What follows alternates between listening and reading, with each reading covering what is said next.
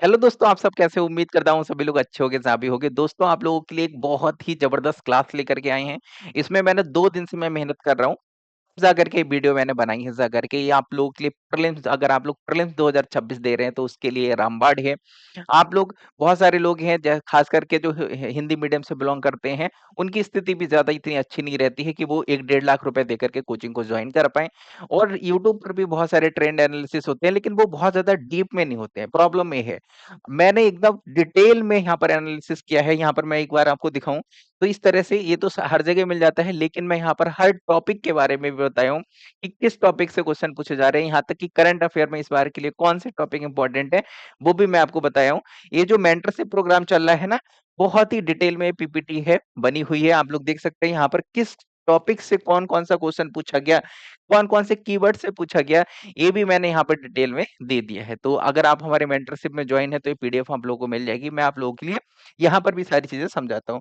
यहाँ तक कि यहाँ पर जो करंट अफेयर में इस बार पूछे जाने की संभावनाएं हैं, वो भी मैंने यहाँ पर दे दिया है। इकोनॉमिक्स इन्वायरमेंट जो है, वो आपके सिलेक्शन में बहुत इंपॉर्टेंट रोल रखता है। मैंने अभी इकोनॉमिक्स पर वीडियो बना दी है, वो कंप्लीट भी हो गए मेंटरशिप में। अब हमारा जो नेक्स्ट जो सब्जेक्ट है वो स्टार्ट होगा, इन्वायरमेंट स्टार्ट होगा। ओके, मैं आप लोगों के लिए एक बार यहाँ से स्टार्ट करता हूँ। तो जिन लोगों ने जो इकोनॉमिक्स है वो कवर कर लिया है, वहाँ पर आप लोगों के लिए बहुत सारी प्रैक्टिस सेट भी दिए गए थे, 1500 क्वेश्चन का कंपाइलेशन भी दिया गया था, आप लोगों ने लगाया होगा। अब इसके लगभग में 1500 के करीब में इसके भी क्वेश्चन आपको मिलेंगे मेंटरशिप में। और मेंटरशिप जो लोग ज्वाइन करना चाहते हैं, कमेंट बॉक्स में आपको लिंक मिल जाएगा।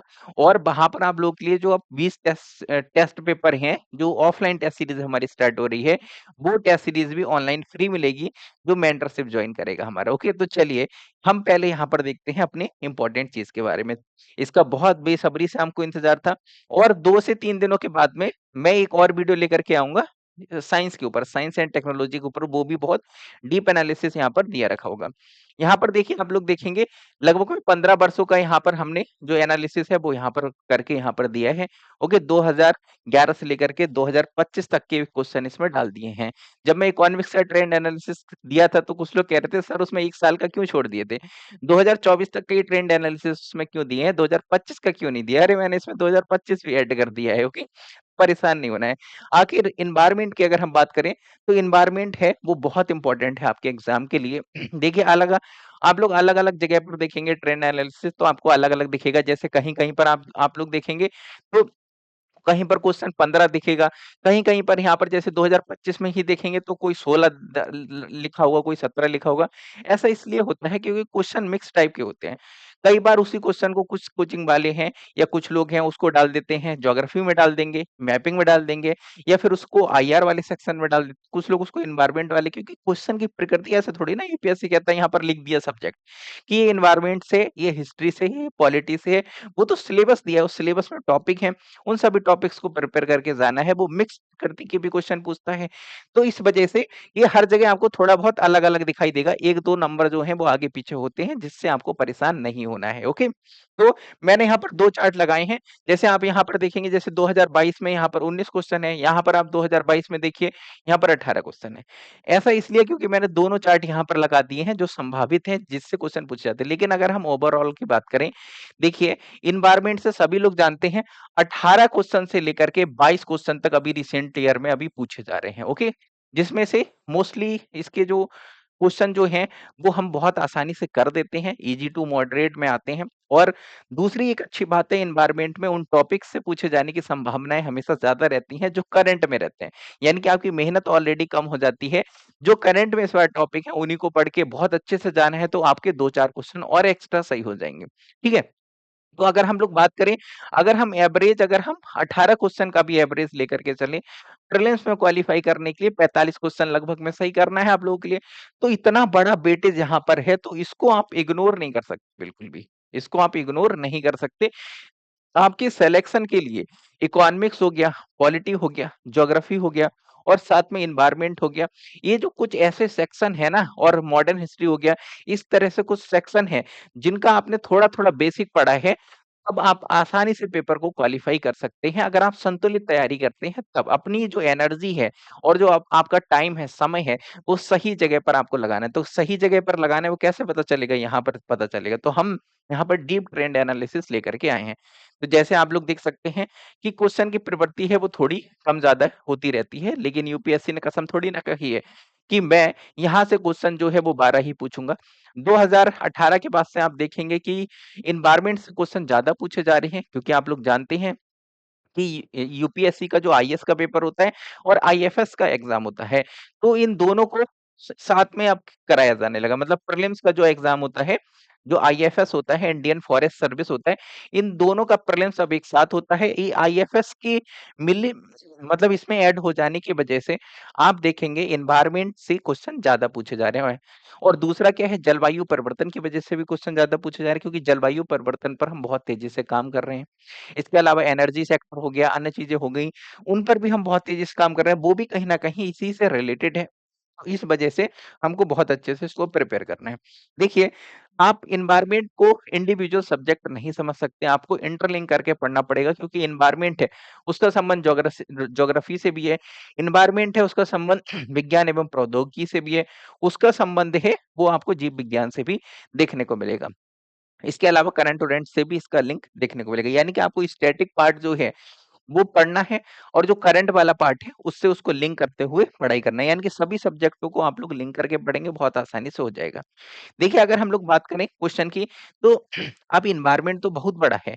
एनवायरनमेंट के कुछ ऐसे कोर सेक्शन हमें पता चल जाएँ, जो हम बहुत अच्छे से प्रिपेयर कर लें, हमें उन कोर टॉपिक के कीवर्ड्स पता चल जाएँ, उन्हें हम तैयार कर लें, तो हम एक स्मार्ट तरीके से हम प्रिपरेशन करके हम आसानी से पेपर क्वालीफाई कर लें। अब हम उस पे बात करते हैं। देखिए, टॉपिक तो बहुत बड़ा है, एनवायरनमेंट बहुत बड़ा सेक्शन है, इसमें आप पीएचडी कर सकते हैं। लेकिन हमको पीएचडी नहीं करना है, हमें उन टॉपिक्स पर ध्यान देना है जो क्वेश्चन पूछे जा रहे हैं। यूपीएससी की मंशा समझनी है। यूपीएससी आखिर चाहता क्या है हमसे? तो देखिए, जैव विविधता टॉपिक से क्वेश्चन 41 क्वेश्चन लगभग में पूछे गए हैं। यहाँ पर 41 क्वेश्चन यहाँ पर पूछे गए हैं। वहीं अगर हम एग्रीकल्चर से बात करें, 18 क्वेश्चन पूछे गए हैं। अगर हम लोग कानून एवं नीतियाँ जो हैं उनसे 23 क्वेश्चन के करीब में पूछे गए हैं। इसके अलावा 19 क्वेश्चन जो प्रदूषण से पूछे गए हैं और जलवायु परिवर्तन से 38 क्वेश्चन पूछे गए हैं। यानी कि आप लोगों के लिए लगभग में 12 साल का ट्रेंड एनालिसिस यहाँ पर दिया रखा है। ओके, ये 2015 से लेकर के 2015 से लेकर के 2015 से 25 के बीच में ये ट्रेंड एनालिसिस है लगभग में। ओके, 10 से 12 साल का यहाँ पर दिया रखा है। तो आप देख सकते हैं ओवरऑल कौन-कौन से कोर टॉपिक हैं जहाँ से क्वेश्चन ज़्यादा पूछे जा रहे हैं।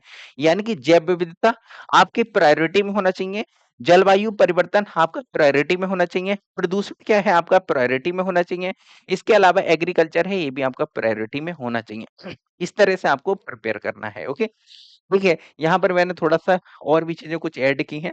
बहुत समय लगा इस पीपीटी को बनाने के लिए। मैंने इसमें कई सारे कंटेंट हैं, वो मैंने इसमें रिमूव किए, बार-बार इसमें ऐड किए जा करके, तब जा करके ये परिष्कृत है, वो निकल के आई। अब जैसे देखिए, इसमें देखिए एक कानून ढाँचे से क्वेश्चन पूछे जा रहे हैं। जैसे कानून और नीतियों से क्वेश्चन पूछे जा रहे हैं, लेकिन कानून तो सैकड़ों कानून हैं, कितने कानून पढ़े जाएँ? तो देखिए, यहाँ पर अगर हम लोग एक कानूनी ढाँचे की बात करें, देखिए आप लोग देखेंगे जो हमारा एनवायरनमेंट प्रोटेक्शन एक्ट एक्ट है 1986 से, इससे क्वेश्चन पूछे जा रहे हैं। वाइल्ड लाइफ प्रोटेक्शन एक्ट है, इससे क्वेश्चन पूछे जा रहे हैं। फॉरेस्ट राइट्स जो हैं उससे क्वेश्चन पूछे जा रहे हैं। नेशनल ग्रीन ट्रिब्यूनल है जिसको एनजीटी बोलते हैं, वहां से क्वेश्चन पूछे जा रहे हैं। ओके, तो यहाँ पर मैंने ये पीपीटी आप लोग पढ़ेंगे तो इसमें आप लोगों को पता चलेगा कि यहाँ से लगातार क्वेश्चन कई सालों में पूछे गए। आगे मैंने वर्ष भी लिखा है। ओके, अगर हम बात करें, जैसे देखिए कुछ आपको ऑर्गेनाइजेशन पढ़ने हैं, इनके द्वारा इन ऑर्गेनाइजेशन के द्वारा कोई भी इनिशिएटिव किसी भी प्रकार का स्टार्ट किया जाता है, वो भी आपको पढ़ना है। यूएनएफ ट्रिपल सी, जैसे यूएनएफ ट्रिपल सी है, अभी इसकी जो मीटिंग हुई है 30वें नंबर की, जिसको हम लोग कोप 30 के नाम से जानते हैं। तो ये मीटिंग क्या है? ये मीटिंग कहाँ पर आयोजित की गई? इसमें कौन-कौन से इम्पोर्टेंट एजेंडे हैं, पहले हैं, इनिशिएटिव हैं, वो लिए गए हैं, उन सभी के बारे में पढ़ना है। इसके अलावा जैसे कि यूएनईपी हो गया, आईयूसीएन हो गया, आईयूसीएन की जो रेड लिस्ट होती है, वो भी काफ़ी इम्पोर्टेंट होती है। वर्ल्ड बैंक हो गई, इसके अलावा रामसर साइट बहुत इम्पोर्टेंट है आपके एग्ज़ाम के लिए। अब देखिए, रामसर साइट जैसे अभी रिसेंटली 96 रामसर साइट है। अब सब रटने मत बैठ जाइएगा। जो इस बार न्यूज़ में है, वो आपको देखना है, और कुछ ऐसी जैसे चिल्का-विल्का हो गई, कुछ जो बहुत ही हाइलाइटेड रहती हैं, तो वो आपको देख लेना है। अब अब ये हमेशा बढ़ती रहती हैं, हो सकता है अभी 2 महीने के बाद में और इनकी संख्या बढ़ जाए। तो जो रिसेंटली अभी ऐड हुई हैं, उनकी लोकेशन देखना है, मैप पर उसे लोकेट करना है, बार-बार देखना है, उसे उत्तर से दक्षिण या पूरब से पश्चिम क्रम में लगाना है, कौन-सी नदी है, पहाड़ यहाँ से गुजरता है, मतलब कौन-सी नदी यहाँ से गुजरती है, किस क्षेत्र में ये पड़ते हैं, वो देखना है, किन राज्यों में ये है, वो देखना है आपको। तो मेजर चीज़ें आपको देखना है। रामसर साइट में किस प्रकार की लिस्ट होती हैं, तो उन लिस्टों के बारे में पता करना है। इसमें जैसे मॉन्ट्रैक्स रिकॉर्ड होता है, वो क्या होता है, हमारी कितनी साइट उसमें पड़ी हुई है, वो देखना है। अगर हम बात करें साइट्स की बात करें, तो ये ट्रेड को लेकर के यहाँ पर एक तरह से आप देख सकते हैं कि संधि है, साइट्स संधि है। तो साइट्स के अंतर्गत बहुत सारी स्पीशीज़ को संरक्षण दिया जाता है, जिससे जो संकटाग्रस्त प्रजातियाँ हैं, वो विलुप्त ना हो जाएँ, तो इसलिए जो साइट्स है, वो उनकी निगरानी-विगरानी करता है। इसके अलावा देखिए नीचे भी आप लोग देख सकते हैं कि देखिए कॉमन कार्बन जो मैट्रिक्स है 2021 जो है, इससे भी क्वेश्चन पूछा गया है। इसके अलावा देखिए न्यूयॉर्क डिक्लेरेशन ऑन फॉरेस्ट 2021, इसके अलावा रामसर कन्वेंशन 2019, ये आप लोगों को देख करके जाना है। और जो भी न्यूज़ में रहता है उसको देखना है। अगर मैंने आगे सब कुछ कीवर्ड्स लिखे भी हैं, वो कीवर्ड्स देखिए, ये तो मैं स्टार्टिंग में अभी समझा रहा हूँ। अभी इसके बाद अभी वो पीपीटी मेन अभी आने वाली, वो अभी आई नहीं है। देखिए अगर हम प्रदूषण से बात करें, प्रदूषण में तो बहुत सारी चीज़ें हैं, लेकिन प्रदूषण में आखिर हम क्या पढ़ के जाएँ? तो देखिए प्रदूषण मैंने डिटेल में भी लिखा है, ये तो अभी छोटा-छोटा लिखा हुआ है, आगे जाकर के बहुत डिटेल में है। देखिए जैसे कि आप देखेंगे कि अम्लीय वर्षा है, प्रदूषण में देख कर के जाइए, पीएम 2.5 हो गया, पीएम 10 हो गया, वो देखिएगा। यहाँ पर बेंजीन पॉल्यूशन क्या होता है, ग्रीन वॉशिंग जो अभी-अभी रिसेंटली मैं आप लोगों के लिए पढ़ाया हूँ, तो ग्रीन वॉशिंग क्या होता है, माइक्रो प्लास्टिक क्या होती है, ओके? माइक्रो प्लास्टिक के बारे में, इससे मानव के ऊपर क्या प्रभाव पड़ता है, अब सारी चीज़ें इसके बारे में पढ़ के जाना है आपको। मतलब खास करके आपको अप्लाइड करके उसको पढ़ना है, ठीक है? बायो रेमेडिएशन मतलब जैव उपचार क्या होता है, बायोफ़िल्म्स क्या होती हैं, इसके अलावा प्रदूषण से और क्या समस्याएँ होती हैं, जैसे कि जैव आवर्धन, जैव संचयन क्या होता है, वो सारी चीज़ें आपको देख कर के जाना है। इसके अलावा आप लोग देखेंगे कि यहाँ पर क्रोनोलॉजी ये बहुत इम्पोर्टेंट होती है। मतलब जो भी टर्मिनोलॉजी होती है, क्रोनोलॉजी होती है, उसको बहुत अच्छे से देख कर के जाना है। देखिए सतत कृषि और बुनियादी अवधारणा है, इससे भी क्वेश्चन पूछा जाता है। जैसे देखिए इकोटोन क्या होता है, निश्चय क्या होता है? ये जो कीवर्ड्स हैं, इन सभी कीवर्ड्स को आपको पता होना चाहिए कि पारिस्थितिकी तंत्र क्या होता है, इको इकोटोन क्या होता है, निश्चय क्या होता है, पारिस्थितिकी अनुक्रमण क्या होता है, पारिस्थितिकी अनुक्रमण कितने प्रकार के होते हैं? प्राथमिक अनुक्रमण क्या होता है? द्वितीय अनुक्रमण क्या होता है? अब देखिए यहाँ पर कीवर्ड्स जो क्वेश्चन आया है, वो आपको समझ के जाना है। जैसे कि देखिए वर्टिकल फार्मिंग क्या होती है, वो आपको देखना है। क्लाइमेट स्मार्ट एग्रीकल्चर क्या होता है? इसके अलावा जैसे कि जैव खेती क्या होती है? प्राकृतिक खेती क्या होती है? वो आगे मैंने इस टॉपिक सब कुछ डाले हैं। ये तो इसी तरह से सॉइल है। तो देखिए बायोचर क्या होता है? बायोचर बहुत इंपॉर्टेंट है, अभी न्यूज़ में भी है बायोचर। नाइट्रोजन फिक्सिंग प्लांट्स जो होते हैं वो क्या होते हैं? जैसे कि कुछ दलहन-वुलहन वाली ऐसी फसलें होती हैं, फलीदार फसलें जो होती हैं वो नाइट्रोजन का क्या करती हैं संकेंद्रण करती हैं एक तरह से, फिक्सिंग करती हैं। तो ऐसे कौन से प्लांट्स होते हैं? इससे 2022 में क्वेश्चन पूछा गया है। कार्बन साइकिल क्या होता है? कार्बन मार्केट क्या होता है? जिसको कार्बन क्रेडिट हम लोग बोलते हैं, वो सभी देख कर के जाना है। जैसे प्रजातियाँ, प्रजातियाँ तो बहुत हैं, सभी प्रजातियाँ नहीं पढ़ना है। मैं आपको एक कॉन्सेप्ट दे देता हूँ। देखिए, उन प्रजातियों को पढ़ के जाइएगा अगर कोई प्रजाति है या तो बहुत न्यूज़ में आ जाती है या फिर ऐसी प्रजाति है जो क्रिटिकल एंडेंजर्ड में आती है और न्यूज़ में भी है साथ में, वो आप लोगों के लिए बहुत महत्वपूर्ण हो जाती है क्योंकि अक्सर आप देखेंगे 70% मतलब 65 टू 70% जो आप प्रजातियों को बारे में देखेंगे, वो वाली प्रजातियाँ पूछी गई हैं जो संकटग्रस्त हैं। मतलब क्रिटिकल एंडेंजर्ड में रखी गई हैं, उन प्रजातियों की पूछे जाने की संभावनाएँ क्या रहती हैं यूपीएससी के द्वारा ज़्यादा रहती हैं। ओके इसके अलावा जो हमारा एक तरह से वाइल्ड लाइफ प्रोटेक्शन एक्ट है, उसकी अनुसूची 1 में जो प्रजातियाँ रखी हैं, उनसे क्वेश्चन पूछने की संभावना ज़्यादा रहती है अगर वो न्यूज़ में आती हैं तब। अब ऐसे तो अगर हम क्रिटिकल एंडेंजर्ड या फिर संकटग्रस्त प्रजातियों की बात करें, इनकी संख्या ही हज़ारों के करीब में है, लेकिन सब नहीं पढ़ के जाना है। जो न्यूज़ में है और देख लीजिए अगर एक क्रिटिकल एंडेंजर्ड में, तो भैया इसके लिए अच्छे से पढ़ के जाइए। तो एक एक कब पता चलता है जब आप लोग क्वेश्चन लगाते हैं, पी-वाई-क्यू लगाते हैं, तब आपके दिमाग में ये सारी चीज़ें फँसने लगती हैं। जैसे कि देखिए घड़ियाल हो गया बहुत इम्पोर्टेंट, रेड इंडियन हॉर्नबिल हो गया, इसके ऊपर मैं एक डेडिकेटेड वीडियो लेकर के आऊँगा। भारतीय जंगली गधा हो गया, जो पेंगोलिन हो गया, बारहसिंगा हो गया, इस तरह से ओके। तो देखिए यहाँ पर मैंने लिख भी दिया है, देखिए जो इंडेंजर्ड आईयूसीएन जो स्टेटस होता है, आप लोगों ने आईयूसीएन के स्टेटस के बारे में पढ़ा होगा, बहुत सारी उसमें लिस्ट होती हैं। उनमें जैसे वल्नरेबल होता है, क्रिटिकल इंडेंजर्ड होता है, वल्नरेबल होता है, इस तरह से आप लोगों ने देखा होगा, एक्सटेंड होता है। तो वो वाली पूछे जाने की संभावना ज़्यादा होती है, जो प्रजातियाँ संकटाग्रस्त में हैं। संकटाग्रस्त जो 3 कैटेगरी उसमें होती है, उन 3 कैटेगरी से पूछे जाने की संभावना ज़्यादा रहती है। इसका इनका जो प्राकृतिक आवास हैबिटेट कहाँ है, इस तरह से पूछी जाती है प्रजातियाँ हैं भारत की देशज हैं या भारत के देशज नहीं है या भारत के सिर्फ़ इन हिस्सों में पाई जाती हैं, जैसे पूर्वी घाट में पाई जाती हैं, पश्चिमी घाट में पाई जाती हैं, पूर्वोत्तर क्षेत्र में सिर्फ़ देखने को मिलती हैं। हिमालय क्षेत्रों में देखने को मिलती हैं। इस तरह के प्रश्न यहाँ से इस तरह के प्रश्न बनते हैं। तो मतलब वो ऑप्शन होते हैं उसमें दिए रखे। इसके अलावा उसके बारे में पूछ लेता है कि इनका स्टेटस क्या है? जैसे आईयूसीएन जो है उसमें क्या है, इनका स्टेटस है क्या है? तो वो चीज़ देख लेते हैं। तो आपको क्या करना है? ज़्यादा हार्ड वर्क नहीं करना है, स्मार्ट वर्क करना है, तभी आप लोगों का सिलेक्शन हो जाएगा। आप हमारे मेंटरशिप प्रोग्राम भी जॉइन कर सकते हैं, अभी भी उसकी फीस बहुत कम है। ₹299 में आप लोग मेंटरशिप जॉइन कर सकते हैं। ये ₹299 में आप लोगों के लिए ये बहुत डीप एनालिसिस जो ये पीपीटी है, ये तो आपको मिलेगी, उसमें टॉपिक भी सारे हम देंगे। तो आप लोगों के लिए एक तरह से वीकली टास्क है, वो तो आपको मिलेगा ही मिलेगा। इसमें आप लोगों के लिए लगभग में 10,000 क्वेश्चन का आप लोगों के लिए कंपाइलेशन मिलेगा और ये जो क्वेश्चन है, यानी कि डेली वहाँ पर टेस्ट होता है। 100 क्वेश्चन का डेली एक टेस्ट होता है, टॉपिक वाइज़ होता है। आप लोग इनको और ये जो सारे क्वेश्चन है, ये पीवाईक्यू है, आप डेली इन क्वेश्चन को आप आकर के जॉइन कर सकते हैं। ये क्विज़ फॉर्म में होता है, आप लोगों को चेक करने की भी आवश्यकता नहीं पड़ेगी। इसके अलावा हम हमारी जो टेस्ट सीरीज़ अभी स्टार्ट होने वाली है 15 फरवरी से स्टार्ट होने वाली है, उसमें 20 जो टेस्ट पेपर हैं, वो भी ऑनलाइन आप लोग दे सकते हैं, फ्री ऑफ कॉस्ट ये आप लोगों के लिए दिए जाएँगे, ओके? तो आप लोगों के लिए इतनी सारी सुविधाएँ मिल रही हैं, इसके अलावा संडे को भी वहाँ पर सेशन होता है, अभी इस संडे को सेशन नहीं हो पाया था। इस संडे को पिछले संडे को सेशन नहीं हो पाया था क्योंकि बिज़ी थे। पिछले संडे को तो क्लास चल रही थी, इस संडे को क्लास नहीं दे पाए थे क्योंकि मैं टेस्ट सीरीज़ में थोड़ा-सा बिज़ी था। तो इस वजह से, तो आप लोग देखेंगे तो ये वाले जो सेशन भी आप लोग संडे को जॉइन कर सकते हो, कोई डाउट है तो भी वो आप लोग पूछ सकते हैं, ठीक है? तो ये सारी सुविधाएँ इसमें मिलती हैं। चलिए अब हम लोग आगे बढ़ते हैं। कमेंट बॉक्स में लिंक मिल जाएगा, आप लोग जॉइन कर लीजिएगा। इसमें देखिए मैंने बहुत डिटेल में दिया, ये वाला पीपीटी है, ये उन लोगों के लिए है जो हमारे ग्रुप में जॉइन है, उन लोगों के लिए मिल जाएगा। मतलब जो मेंटरशिप में जॉइन है, उन लोगों के लिए पीपीटी है आगे की क्योंकि ये बहुत डिटेल में है, इसमें सबसे ज़्यादा समय लगा था बनाने में।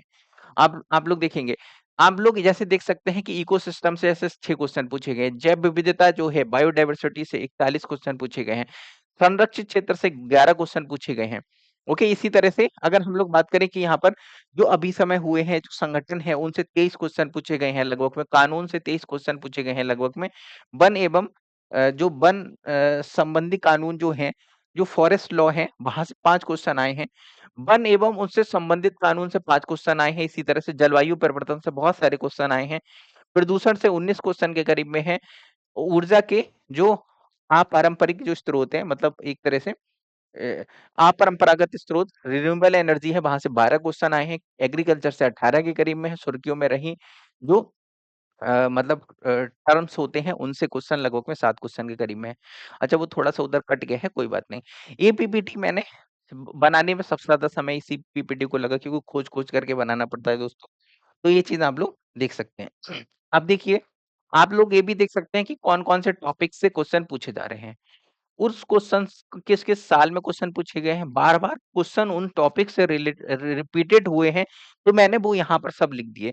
एक कीवर्ड आपको प्रिपेयर करना है, प्रिपेयर कहाँ से करना है? यहाँ से। अभी तक तो जो मैं आपको बता रहा था, वो तो समझाने का प्रयास कर रहा था कि क्या-क्या आपको पढ़ना है। इसमें जो टॉपिक हैं, जैसे कि आपको खाद्य श्रृंखला के बारे में पता होना चाहिए। खाद्य श्रृंखला क्या होते हैं? खाद्य श्रृंखला और खाद्य जाल में अंतर क्या होता है? इसमें पोषी स्तर कौन-कौन से पोषी स्तर होते हैं? जैसे कि देखिए यहाँ पर मृत पोषी क्या होते हैं? घटक जो होते हैं वो क्या होते हैं? डिकम्पोज़र क्या होते हैं? वो सारी चीज़ें आपको पता होनी चाहिए। ओके, वो सारी चीज़ें पता होनी चाहिए और इसमें देखिए जो प्रजातियाँ होती हैं, प्रजातियों के प्रकार जैसे एक तरह से कीस्टोन प्रजाति क्या होती है आपको पता होना चाहिए। अम्ब्रेला स्पीशीज़ क्या होती है? फ्लैगशिप स्पीशीज़ क्या होती है? वो सारी चीज़ें पता होनी चाहिए। लगातार क्वेश्चन यहाँ से पूछे गए हैं। पारिस्थितिकी अनुक्रमण जो अनुक्रमण, पारिस्थितिकी अनुक्रमण है, यहाँ से क्वेश्चन, जैसे कि प्राथमिक और द्वितीय अनुक्रमण के चरणों से क्वेश्चन पूछे गए कि प्राथमिक और द्वितीय जो अनुक्रमण होता है वो ज्यादा तेज होता है या फिर स्लो होता है, कहाँ देखने को मिलता है, ये इस तरह के क्वेश्चन, ये सारा का सारा मैंने आप लोगों को पढ़ाया भी है। देखिए पारिस्थितिकी तंत्र से की जो सेवाएं हैं, ये सारा जैसे पूछा जाता है, जो सहजीवी जो है उससे देखिए इस तरह से क्वेश्चन पूछे जाते हैं कि किन किन के बीच में किस प्रकार के हमें रिलेशन देखने को मिलते हैं। जो सहजीवी, जैसे आप लोगों ने, जैसे सहभोजिता किसे कहते हैं, सोपकारिता किसे कहते हैं, ये शब्द आपको पता होने चाहिए। किस-किस के बीच में किस प्रकार के हमें रिलेशन देखने को मिलते हैं, अप्लाइड चीज़ें भी पूछता है। तो ऑप्शन में एक ना एक ऑप्शन अप्लाइड होगा, एक होगा उसके बेसिक से, यानी कि डेफिनिशन से उसके होगा। इकोटोन किसे कहते हैं, बायोम किसे कहते हैं, ये सारी चीज़ें आपको पता होनी चाहिए। इसके अलावा हैबिटेट, जो निश्चय क्या होता है। अब देखिए जब आप खाद्य, अभी यहाँ पर जैसे कि जो पीवाईक्यू में लिखा हुआ है, जैसे आपने खाद्य श्रृंखला यहाँ पर लिखा हुआ है, खाद्य श्रृंखला आप पढ़ रहे हैं तो इसका मतलब नहीं यहाँ पर खाद्य श्रृंखला लिखा है तो यही पढ़ें। अब इससे संलग्न जितने भी टॉपिक हैं, उनको भी रिवाइज़ करिएगा। जैसे इसमें देखिए खाद्य श्रृंखला पूछ लिया, अगली बार हो सकता है खाद्य जाल पूछ ले। तो फूड वेब के बारे में भी आपको पता होना चाहिए कि आखिर जो फूड वेब होता है, ये क्या होता है? आप लोग देखेंगे फूड वेब जो होता है, आखिर ये क्या होता है? तो फूड वेब के बारे में भी आपको पता होना चाहिए। तो ऐसा नहीं है कि ये जो यहाँ पर एक कीवर्ड लिखा हुआ है तो इसी को आपको पढ़ना है। इस क्योंकि इस कीवर्ड से क्वेश्चन पूछा गया है, अब यूपीएससी इसके इर्द-गिर्द चीज़ों से पूछ सकता है। तो इससे जो संलग्न टॉपिक हैं, इससे मतलब संलग्न टॉपिक है उनको आपको वो देखते हुए चलना है। जैसे कि यहाँ पर अगर जैसे कि यहाँ पर इकोटोन दिया रखा है, तो इकोटोन दिया रखा है तो इकोटोन के बारे में आप पढ़ रहे हैं। इकोटोन के बारे में पढ़ रहे हैं, साथ में और भी चीज़ें इसमें जैसे पारिस्थितिकी तंत्र है, उसको आप पढ़ लीजिए साथ में। तो पारिस्थितिकी तंत्र क्या है, उसको भी देख लीजिए। तो इस तरह की चीज़ें हैं वो आपको देखना है। जैसे बायोम यहाँ पर दिया रखा है, बायोम हो गया, इकोटोन हो गया। तो ये जो टॉपिक है इसी से रिलेटेड आपको जैसे निश्चय हो गया या फिर जैसे कि जो आप लोगों को देखने को मिलेगा जैसे निश्चय-विश्चय हो गया तो उसको भी देख लीजिए कि वो क्या होते हैं, हैबिटेट क्या होता है, उसको समझने का प्रयास करिएगा। आईयूसीएन के जो क्रिटिकल एंडेंजर्ड से क्वेश्चन देखिए, आप लोग देखेंगे आईयूसीएन की जो लिस्ट है, आईयूसीएन की जो लिस्ट है क्रिटिकल एंडेंजर्ड से क्वेश्चन 2012, 14, 15, 19 यानी कि इनसे क्वेश्चन ज़्यादा पूछ रहा है। किस तरह के क्वेश्चन किन-किन से पूछे हैं तो वो भी यहाँ पर लिखे हुए हैं, तो इसी को बनाने में दोस्तों बहुत समय लगा हमको। तो आप लोग देखेंगे इसी तरह से जो आक्रामक प्रजातियां हैं, कौन-कौन सी आक्रामक प्रजातियों से क्वेश्चन पूछे गए हैं। तो समुद्री जीव हैं, तो समुद्री जीवों में किस-किस से क्वेश्चन पूछे गए हैं, तो जैसे डोंगोंग की हो गया, समुद्री कछुए हो गए, कोरल रीफ हो गई, जैसे कोरल अब जैसे इसमें दिया रखा है, तो आपको ये भी पढ़ना है कि करंट में अच्छा ऐसी कोई-सी जगह है, जहाँ पर प्रवाल विरंजन की घटना देखने को मिल रही है, वो कौन-सी लोकेशन है, आखिर वो किस रीज़न्स की वजह से हो रहा है। तो ये सारी चीज़ें करना है। देखिए यहाँ पर वो सारे के सारे टॉपिक्स, उन टॉपिक्स में किस तरह के क्वेश्चन पूछे गए हैं। जैसे देखिए ओज़ोन क्षरण, इस ओज़ोन क्षरण से क्वेश्चन 2011, 13, 23 में पूछे गए हैं। ओके, और भी पूछे गए। तो इसमें देखिए जैसे सीएफसी और एचएफसी में क्या अंतर है, क्या बेसिक डिफरेंस होता है, कौन ओज़ोन का क्षरण करता है, कौन ग्रीन हाउस गैस है, या इस तरह के क्वेश्चन, मॉन्ट्रियल प्रोटोकॉल क्या है, वियना कन्वेंशन क्या है। अब जैसे यहाँ पर मॉन्ट्रियल प्रोटोकॉल लिखा हुआ है, अब साथ में वियना आप खुद ही देख लीजिए, पेरिस सम्मेलन से इसका लिंक खुद ही कर लीजिए आप। तो पेरिस सम्मेलन हो गया, वियना हो गया, मॉन्ट्रियल हो गया, इनको एक साथ पढ़ने का प्रयास करिएगा। क्योंकि आप लोग जानते हैं कि मॉन्ट्रियल में पेरिस में जाकर के एक संशोधन हुआ था। इस मॉन्ट्रियल में फिर बाद में एचएफसी को भी ऐड किया गया, क्योंकि मॉन्ट्रियल और वियना कन्वेंशन, पहले वियना हुआ फिर मॉन्ट्रियल हुआ। ये दोनों ओज़ोन के क्षरण से रिलेटेड थे और इनमें ओडीएस को हटाने के लिए हम एचएफसी लेकर के आए, हाइड्रोफ्लोरोकार्बन का यूज़ करना स्टार्ट किए। लेकिन हाइड्रोफ्लोरोकार्बन से दूसरी समस्या ये उत्पन्न हो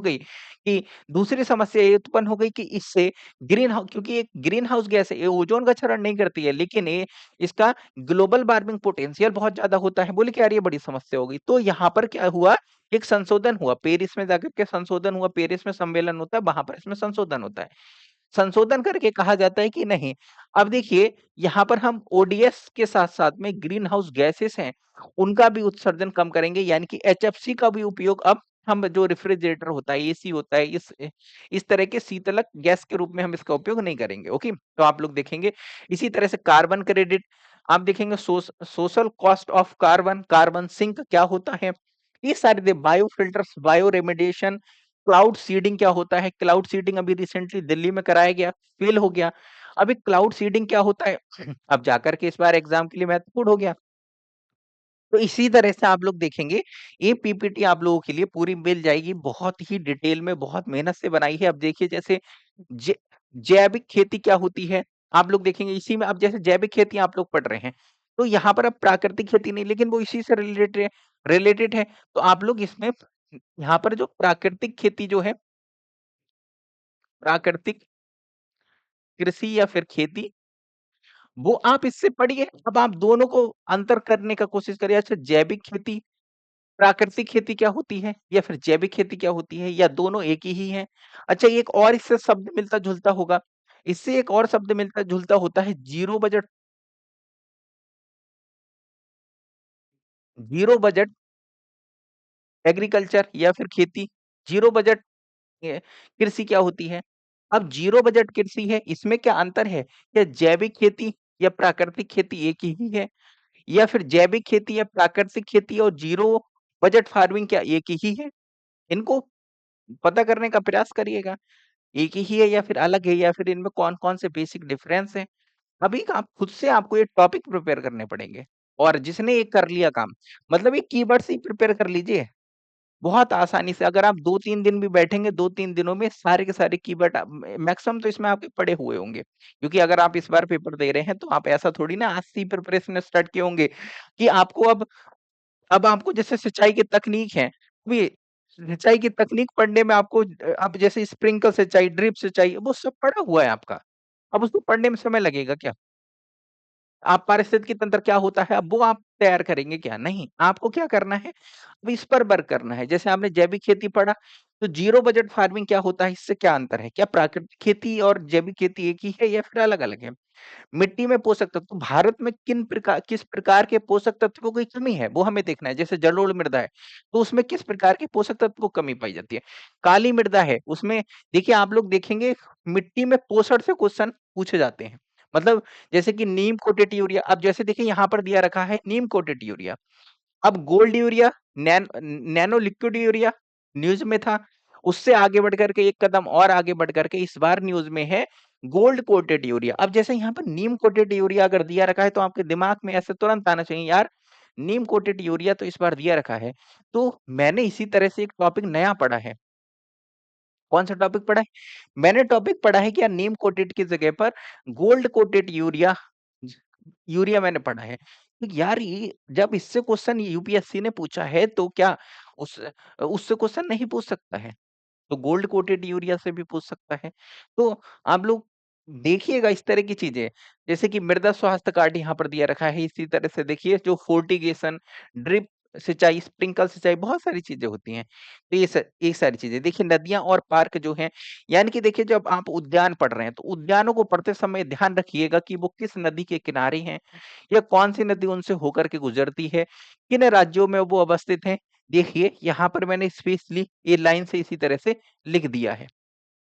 ओके, तो आप लोग इस तरह से वनों के प्रकार पढ़िए, कितने प्रकार, जैसे देखिए वनों वनों के प्रकार लगातार क्वेश्चन पूछे गए हैं। तो कौन-कौन से वृक्ष हैं, किस प्रकार की वनों वनों में पाए जाते हैं? किस प्रकार के वनों, जैसे उष्णकटिबंधीय, उपोष्णकटिबंधीय, समशीतोष्ण हैं, उनमें किस प्रकार के हमें वृक्ष देखने को मिलते हैं, वो आपको पढ़ के जाना है, ओके? तो ये सारी चीज़ें ये सारी चीज़ें आपको पढ़ के जाना है, ठीक है? इसके अलावा आप लोग इधर देख सकते हैं कि कुछ इम्पोर्टेंट सम्मेलन है, प्रोटोकॉल हैं, ये भी आप लोग देख सकते हैं, हाथ से लिख लीजिएगा या फिर इनको कम से कम प्रिपेयर करके जाना है। लगातार क्वेश्चन, जैसे देखिए आप लोग यहाँ यूएनएफसीसीसी, कोप समिट जितनी भी होती हैं, कोप समिट से लगातार क्वेश्चन पूछे जाते हैं। लगातार क्वेश्चन पूछे जाते हैं। कोप 30 इस बार के लिए महत्वपूर्ण नहीं है, उसका एजेंडा महत्वपूर्ण नहीं है, कहाँ पर वो हुई है वो महत्वपूर्ण नहीं है क्या? तो आप लोग देखिएगा इसी तरह से, देखिए नगोया और कार्टाजेना, इससे भी देखिए क्वेश्चन पूछे गए हैं। इधर आप लोग देख सकते हैं रियो 20 समिट जो है 2012-15 के, इधर ज्यादा क्वेश्चन पूछे गए थे, अभी इससे कम पूछे जा रहे हैं, लेकिन एक कोई ऑप्शन के रूप में कहीं न कहीं देखने को मिल जाता है, पूरा क्वेश्चन नहीं देखने को मिलता है अभी इससे, लेकिन फिर भी ये बहुत महत्वपूर्ण है। रामसर कन्वेंशन से तो बहुत बार क्वेश्चन पूछे गए, प्रत्यक्ष-अप्रत्यक्ष पर कभी-कभार रामसर साइट से क्वेश्चन आते हैं, लेकिन वो रामसर साइट के लगते नहीं है, क्यों? जैसे कि रामसर साइट में जो लोकेशन है, तो वो लोकेशन पूछ लेता है कि जैसे कि सही मिलान वाले आ जाते हैं, तो लगता है ये मैपिंग का क्वेश्चन है। लेकिन वो वास्तव में मैपिंग का ना होकर के वो किसका होता है? रामसर साइट से रिलेटेड होता है। इसी वजह से यहाँ पर सिर्फ 3 बार लिखा हुआ है, लेकिन बहुत बार क्वेश्चन पूछे गए हैं। जैसे कि 4 लोकेशन ऐड हुई इस बार। 4 लोकेशन ऐड हुई तो वो ये नहीं पूछेगा निम्न में से कौन-सी लोकेशन है रामसर साइट में सम्मिलित है। बल्कि वो पूछ लेगा साइट नंबर 1, 2, 3, 4 वो पूछ बताएगा कि अच्छा ये यूपी में है, मध्य प्रदेश में है, बिहार में है, उत्तराखंड में है, कहाँ है? तो मिलान करने के लिए इस तरह से या फिर सही गलत ऑप्शन पूछ लेगा, तो वो लगेगा मैपिंग का क्वेश्चन है, लेकिन वो रामसर साइट का होता है। तो कई बार ऐसा देखने को मिलता है, तो इस वजह से प्रत्यक्ष तौर पर तो क्वेश्चन यहाँ पर देखने को मिले हैं, लेकिन इसके अलावा भी आप प्रत्यक्ष तौर पर बहुत बार रामसर साइट से क्वेश्चन आए हैं।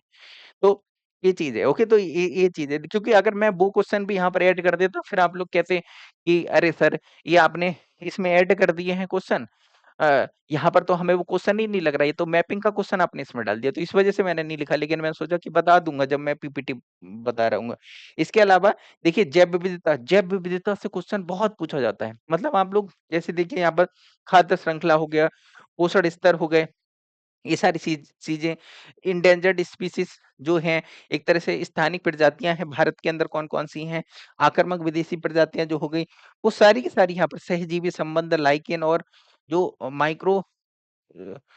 अ जो राइबोज जो है उसके बीच में संबंध या फिर इस तरह की चीज़ें हैं वो पूछी जाती हैं।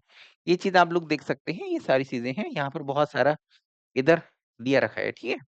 तो ये पीपीटी थोड़ी-सी लंबी है, मतलब लंबी इसलिए है क्योंकि ये 2 भाग में बनाई थी, जो जहाँ से मैंने आपको बताया वहाँ से आप लोग पढ़िएगा, बस यहाँ तक है ये पीपीटी। यहाँ से टॉपिक वो हैं जो करंट में इस बार के लिए इम्पोर्टेंट जैसे मैं अभी आपको पढ़ाया था, बीबीएनजे संधि के बारे में पढ़ाया था ना, हाई सी ट्रिटी के लिए हुई है। अभी क्वेश्चन इस बार के लिए इम्पोर्टेंट है, मैंने यहाँ पर जैसे डलवा दिए हैं। तो आप लोग देखेंगे कि प्लास्टिक प्रदूषण जो है या फिर जो बीबीएनजे मैंने ये पढ़ाया भी है विजन 365 या फिर जो आप हमारे साथ में इकोनॉमिक्स की मैगज़ीन पढ़े हैं, ग्रीन क्रेडिट प्रोग्राम क्या है? तो ये भी आप लोग प्लास्टिक प्रदूषण क्या है? और भी मैं इसके लिए एक और लास्ट में दूँगा, मतलब जब आपके पेपर के 1 महीने बचेंगे तब मैं करंट अफेयर की लिस्ट दूँगा जिसमें इकोनॉमिक्स, आईआर, एनवायरनमेंट ऐसे जो टॉपिक हैं जिससे क्वेश्चन करंट के ज़्यादा पूछे जाते हैं, उसकी एक मैं परिष्कृत एक और करंट अफेयर की स्पेशली लिस्ट बना कर के दूँगा। हो सकता है वो यूट्यूब पर ना मिले, सिर्फ़ ग्रुप में ही मैं शेयर करूँ, ओके? वो उसपे वीडियो नहीं बनाएँगे, डायरेक्ट शेयर कर देंगे, वो डायरेक्ट पढ़ लीजिएगा आप लोग, ओके? तो जो भी टॉपिक इस बार न्यूज़ में होंगे, वो बहुत ज़्यादा जो पेपर में पूछे जा रहे हैं, यूपीएससी के पसंदीदा हैं, उनसे मैं क्वेश्चन निकाल कर के आपको दे दूँगा, ठीक है? तो वो आपको पढ़ना है। तो यहाँ पर वो टॉपिक दिए रखे हैं, जो इस बार न्यूज़ में हैं, वो पूछे जाने की संभावना है, ओके? तो जैसे कि आप लोग देख सकते हैं, तो यहाँ पर दिए रखे हैं। चलिए आज का लेक्चर यहाँ पर ही मैं फिनिश कर देता हूँ। अगर आप लोग हमारा मेंटरशिप प्रोग्राम जॉइन करना चाहते हैं जिससे आपको बहुत प्रॉफिट मिलेगा क्योंकि आप कोर टॉपिक को बहुत अच्छे से प्रिपेयर करेंगे। इसके अलावा जो 10,000 क्वेश्चन का कंपाइलेशन मिल रहा है, डेली आप उसको प्रैक्टिस करेंगे तो आपके 4 से 5 क्वेश्चन हैं, वो जो सिली मिस्टेक जो आप कर रहे थे वो एक्स्ट्रा सही होंगे। और जो प्लस मैंने जो आपके लिए जो टास्क देता हूँ, अगर इस टास्क के अकॉर्डिंग आप ज़्यादा मेहनत करेंगे तो आपका क्या हो जाएगा? एक तरह से जो भार है, सिलेबस का भार है वो कम हो जाएगा। आप सही डायरेक्शन में सही जगह पर मेहनत करेंगे। अगर यहाँ से अब क्वेश्चन आएँगे तो आपके गलत नहीं होंगे क्योंकि यूपीएससी के पसंदीदा यहाँ पर टॉपिक सब दिए रखे हैं। साथ में करंट की एक परिष्कृत लिस्ट और दूँगा मैं, जो करंट में सिर्फ़ इस बार न्यूज़ में है वो आप लोग बाद में पढ़ लीजिएगा। इसमें 2-4 डाल दिया हूँ वो विस्तृत लिस्ट है 1 महीने पहले देंगे। तो वो आप लोग लास्ट में जब रिवाइज़ करेंगे 1 महीने, तो उसमें जैसे कि इकोनॉमिक्स हो गया, एनवायरनमेंट हो गया, साइंस एंड टेक्नोलॉजी हो गया, आईआर वाला सेक्शन हो गया और मैपिंग वाला सेक्शन हो गया। ये जो है जो करंट जहाँ से पूछे जाते हैं, इन्हीं सब्जेक्ट से करंट ज़्यादा आता है। तो वो मैं आपको बता दूँगा, वो आप लोग जा कर के फिर पढ़ लीजिएगा। तो आप लोगों के लिए क्या हो जाएगा, बहुत आसान हो जाएगा कि आप हार्ड वर्क नहीं करना है, स्मार्ट वर्क करना है। तो जो मैं आपको टास्क देता हूँ, इस टास्क से आपका बर्डन कम हो जाएगा। इसको बहुत बार रिवाइज़ करना है। देखिए आप कितना भी पढ़ें, आपका मन नहीं मान रहा है कि यार इतने टॉपिक से मेरा दिल नहीं भर रहा है। तो इसके अलावा एक्स्ट्रा पढ़िए आप। लेकिन इनसे अगर क्वेश्चन आता है तो गलत मत करिएगा। इनको बहुत अच्छे से प्रिपेयर करके जाना है, यानी कि जो टॉपिक यहाँ पर बता दिए हैं तो ये 100% आपको कवर करके जाने हैं। इसके अलावा अगर आपका मन नहीं मान रहा है कि यार अभी मेरे पास समय भी बहुत है, ये तो सब मेरे पड़े हुए हैं, एक्स्ट्रा पढ़ना चाहता हूँ, तो आप जा सकते हैं, पढ़ सकते हैं। कोई आपके लिए हाथ नहीं पकड़ के बैठ रहा है कि मत पढ़िए। पढ़िए इसके अलावा जितना आपको मन है, लेकिन इसको 10 बार रिवाइज करिए, 20 बार रिवाइज करिए, 30 बार रिवाइज करिए। जितना मैंने ये कंटेंट बता दिया है, इतना आप जितनी बार रिवाइज करेंगे, समझ लीजिए आपकी जो सिली मिस्टेक हो रही हैं, गलतियां जो हो रही हैं, वो आपकी नहीं होंगी और आपका सिलेक्शन इतने से ही हो जाएगा। बहुत इनफ टॉपिक इसमें दिए रखे हैं, ठीक है? और उनसे रिलेटेड टॉपिक भी पढ़ने हैं, ओके? तो जैसे मैंने अभी आप लोगों के लिए कुछ एग्जांपल भी दिए थे। लेक्चर बहुत लंबा हो रहा है, तो मैं लेक्चर यहाँ पर ही फिनिश करता हूँ। देखिए यहाँ पर ये 30 मिनट आपके लगभग में जो समझ लीजिए पूरा का पूरा जो 30 मिनट का वीडियो था, ये आपके आगे का 1 साल बचा सकता है, नहीं तो 1 साल फिर से वेट करना पड़ेगा। तो ये अगर आप खुद से अगर ये खोज-खोज करके आप लोग सारे टॉपिक लिखते, खोज-खोज करके लिखने में टॉपिक के लिए आपके 3 सप्ताह लग जाते। लेकिन वो सारा काम मैंने कर दिया, क्योंकि हमारे पास में पिछले साल की भी पीपीटी थी। उसमें इस साल का और ज़्यादा उसको परिष्कृत करके और एडवांस मैंने बना दिया है। तो इस वजह से ये पीपीटी आप लोगों को मिल जाएगी, पीडीएफ मिल जाएगी, मेंटरशिप ग्रुप में मिलेगी, सिर्फ़ फ्री वाले में नहीं मिलेगी दोस्तों ये। क्योंकि इसमें बहुत टाइम लगता है, मेंटरशिप का प्राइस भी लिया जाता है थोड़ा-सा, तो उन लोगों के लिए कुछ एक्स्ट्रा तो मिलना चाहिए, तो उन लोगों के लिए एक्स्ट्रा है, ओके? और जो आपके 10,000 क्वेश्चन का कंपाइलेशन मिल रहा है, वो आप लोग लगाते रहिएगा। कितनी बार भी लगाइए उन टेस्ट को, ज़रूरी नहीं आप एक बार लगाएँ। मैंने उनको अनलिमिटेड कर दिया है। आप जब भी समय मिले, आप घूमते, टहलते मन कर रहा है आपका, जैसे आप बस से जा रहे हैं, ट्रेन से जा रहे हैं, जाते वक़्त आप चीज़ खोले, लगाते गए, लगाते गए, आपको क्या होगा, आपका पूरा रिवाइज़ हो जाएगा, ठीक है? मैं आपको एक बार वो ग्रुप दिखा देता हूँ इस तरह से। ये देखिए आपका मेंटरशिप ग्रुप है। इसमें अभी इकोनॉमिक्स खत्म हो चुका है, इकोनॉमिक्स के टॉपिक थे। यहाँ पर डेली टेस्ट इस तरह से मिलता था आप लोगों के लिए। ये टेस्ट इस तरह से आप लिंक पे क्लिक करेंगे, डायरेक्ट आप लोगों का क्या हो जाएगा, ये ओपन हो जाएगा। अच्छा, कुछ लोग बोल रहे थे कि सर इसमें पीडीएफ कैसे बनाया करें? वैसे पीडीएफ की आवश्यकता नहीं, क्योंकि ये क्यूज फॉर्म में है। लेकिन अगर आप फिर भी करना चाहते हैं तो आप जैसे इस पे क्लिक करेंगे, क्लिक करने के बाद ओपन हो जाएगा, इसको लॉगिन करना होगा। आपका जो भी जीमेल आईडी होगा उससे लॉगिन कर लीजिएगा। जब ये लॉगिन हो जाएगा जब ये लॉगिन हो जाएगा ना, उसके बाद में आपको क्या करना है कि यहाँ पर जैसे कि यहाँ पर जो भी जीमेल आईडी है वो आप लोग डाल दीजिएगा। मेरे इसमें सिस्टम में अभी ऐड नहीं है दोस्तों। और फिर यहाँ पर जो क्यूआर कोड जो भी मतलब है आपका, ये डाल दीजिएगा। नाम जो भी है वो आप अपना डाल दीजिएगा। जैसे मैं यहाँ पर डाल देता हूँ, 1 सेकंड रुकिएगा। अरे अच्छा, यहाँ से पड़ेगा क्योंकि इसमें वो नहीं खुलता है। जैसे नाम डाल देंगे और जीमेल आईडी आपको डालना पड़ेगा यहाँ पर। मैं डाल देता हूँ। अच्छा, आया नहीं?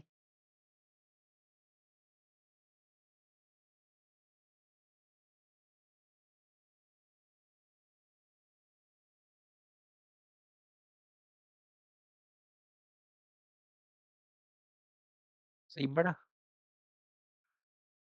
चलिए, देखते हैं सही हो। हाँ जी, देखिए इस तरह से आपका टेस्ट ओपन हो जाता है। मैं आपको इसमें आपको सही लगाना है। इसमें माइनस मार्किंग दोस्तों नहीं होती क्विज़ में, क्योंकि बॉट में कोई दिक्कत चलती है। इस वाले टेस्ट में जो हमारी ऐप पर टेस्ट होंगे आपके, जो 20 टेस्ट आपके ऐप पर होंगे, उसमें सब माइनस मार्किंग और उसी तरह से सेम उसी तरह से होगा जिस तरह से यूपीएससी का पेपर होता है। इसमें 100 क्वेश्चन है, वैसे ही सब पीवाईक्यू वाले क्वेश्चन इसमें हैं, जो पीवाईक्यू में पूछे गए वही सिर्फ डाले हैं। तो आपके पीवाईक्यू का यहाँ पर प्रैक्टिस होगा। एक क्वेश्चन 2 नंबर का, इस तरह से आप लोग मारते चले जाइएगा। पढ़ के मैं तो ऐसे ही बता रहा हूँ ना आप लोगों के लिए। फिर आप नीचे जाएँगे तो आपके पास में सबमिट का ऑप्शन आ जाएगा। तो मैं जैसे जाकर के सबमिट कर देता हूँ, मैं दिखाता हूँ कि किस तरह से इसका पीडीएफ बनाया जाता है। मोबाइल में तो आता है, इसमें मैं क्योंकि ये पता नहीं किस पे ऑन ऑन हुआ है।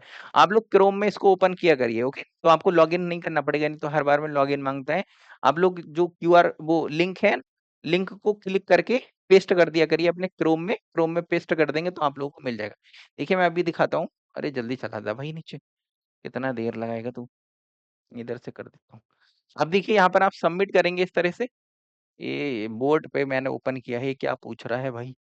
ये कैप्चर कोड इसने दे दिया।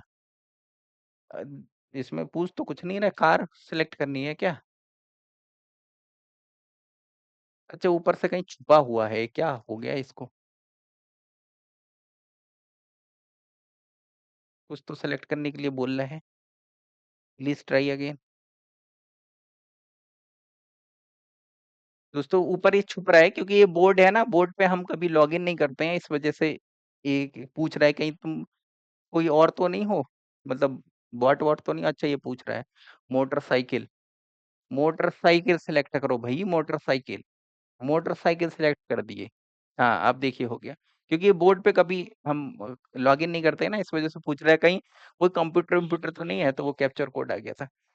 आप लोग देखेंगे व्यू स्कोर पे क्लिक करेंगे, ऐसे व्यू स्कोर पे क्लिक करते ही आपको पता चल जाएगा आपके कितने मार्क्स हैं। जैसे देखिए यहाँ पर आपके जितने होंगे और जितने आपके मार्क्स आए होंगे, वो यहाँ पर इस तरह से बता देता है। कौन-सा इस तरह से गलत है, मतलब इस तरह से आपको दिख जाएगा कि आपका गलत कौन-सा है और इसका एक्सप्लेनेशन क्या है, तो आप पढ़ सकते हैं। तो जैसे कि ये मैंने मारा तो ये क्या हो गया, गलत हो गया तो क्रॉस का निशान आ गया। यहाँ पर इसका फीडबैक आ गया इस तरह से।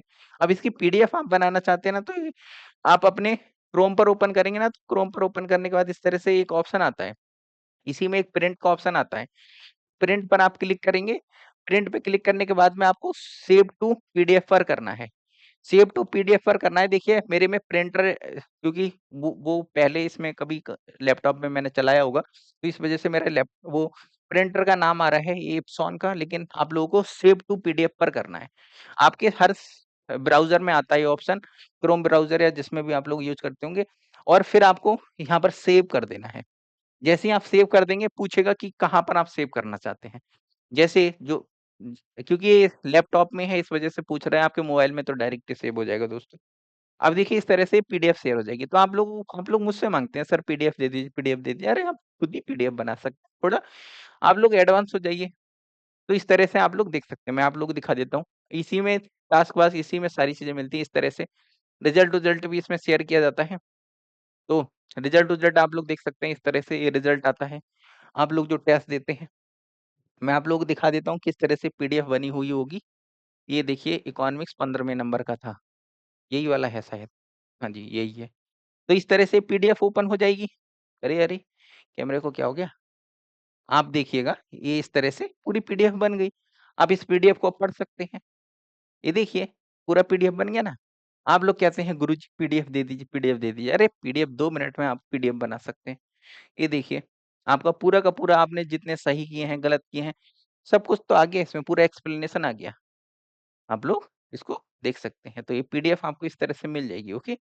आप एक क्वेश्चन लगा करके भी पीडीएफ बना सकते हैं। ज़रूरी नहीं है आप 100 क्वेश्चन लगाएँ। आपका मन है कि एक क्वेश्चन लगा करके सबमिट मार दीजिए। सबमिट के बाद में आपको फिर ये प्रिंट करने का ऑप्शन आ जाता है। चलिए, मैं इसको बंद कर देता हूँ। सारी चीज़ें पता चल गई पीडीएफ कैसे बनाएँ? अरे इतना सिंपल था। और हाँ, ये एक चीज़ और बता देता हूँ। जैसे आप लोग कहते हैं लॉगिन करना पड़ता है। अरे लॉगिन नहीं करना पड़ता क्योंकि टेलीग्राम में आपका ये ओपन होता होगा। आपको क्रोम में ओपन करना होता है। जैसे ये लिंक है पेज नंबर 15 का, इसको ऐसे कॉपी करके रखेंगे, तो आप लोग तो यहाँ पर कॉपी का ऑप्शन आ जाता है, कॉपी लिंक। कॉपी हो गया लिंक, अब आप अपना क्रोम ओपन करिए, मतलब जो भी क्रोम है, जो भी ब्राउज़र आप लोग यूज़ करते हैं।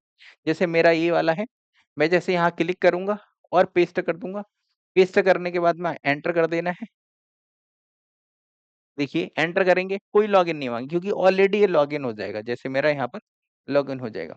बस आपको यहाँ पर बस जीमेल आईडी डालना है, कोई ओटीपी नहीं माँगेगा फिर। क्योंकि आप लोग ओपन करते हैं तो वो टेलीग्राम में ही वेबसाइट ओपन हो जाती है, तो उसमें लॉगिन माँगता है। तो समझ गए आप लोग? तो सारी चीज़ें मैं बता दिया चलिए आज के लेक्चर यहाँ पर ही फिनिश कर देता हूँ मैं। ठीक है? जो लोग ये ग्रुप जॉइन करना चाहते हैं, ग्रुप जॉइन कर सकते हैं दोस्तों।